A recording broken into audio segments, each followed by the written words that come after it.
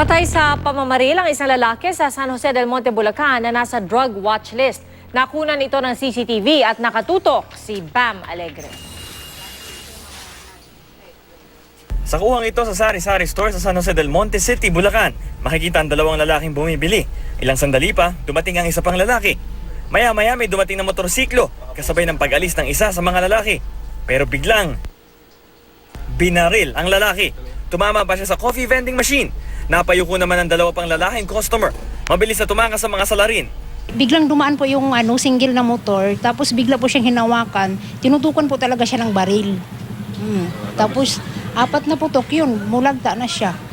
Tapos naka-helmet lang po sila eh. Pag-aalas 9 kagabi, naganap ang krimen. Ayon sa mga responding pulis, nag-iwan daw ang salarin ng karato na nagsasabing sangkot daw sa illegal na droga ang biktima. Kinilala ng pulisya ang biktima sa alias na Michael na nasa drug watch list daw ng barangay. Ang insidente ito ang pinakabago sa mga kaso ng pagpatay ng mga di pa nakikilalang salarin sa Bulacan.